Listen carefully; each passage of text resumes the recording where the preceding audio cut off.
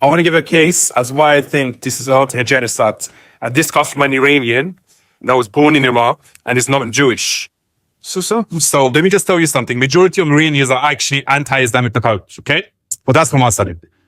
Why is it not a genocide? Because A, Israel could have committed genocide in 1 hour.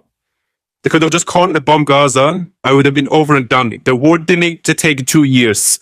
The fact that it's taking 2 years is because they're trying to be strategic with who they target. And of course, Gaza is a very densely populated area, and Hamas use their civilians as human shields. Look at what they done to Hezbollah, and look at what they done to IRGC members. Barely any civilians died. It was strategic sites. So I think Israel actually cares more about Palestinian or Gaza civilians than Hamas. But that the Islamic Republic cares about Iranians. I think Israel cares more, honestly. That's why I'm here. By the way, thank you for having him. Another thing I was going to say, why we shouldn't boycott Israel or Jewish people is because Israel and Jewish people are at the forefront of medicine, are at the forefront of AI. So once you boycott these things, you literally stop your societies from progressing. So if you boycott Jewish people, you boycott the world as a whole.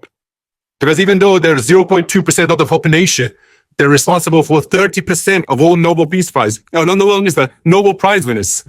30%, 0.2, right? So Jewish people asymmetrically actually outperform all other demographics. Persians do as well, actually. Like Persians that live in the United States or in UK, they asymmetrically equally outperform their local population. The reason for that is because of the culture that we have.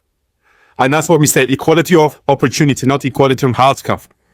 Right? And that's what your friend was talking about. We're all classical liberals. We all believe in freedom of speech, freedom of expression. But what woke isn't done was that it's not about equality of opportunity anymore. It's about equality of outcome. And you cannot have equality of outcome because there's different types of effort and IQ and level of performance. So, and I truly believe this. I'm not a religious person. I'm not Jewish. I'm not Muslim. I'm not a Christian. I'm a spiritual person. But I do believe in one verse in the Bible that says, blessed are those that stand up Israel. So that's not good. So I think if you stand against Israel, you stand against God too.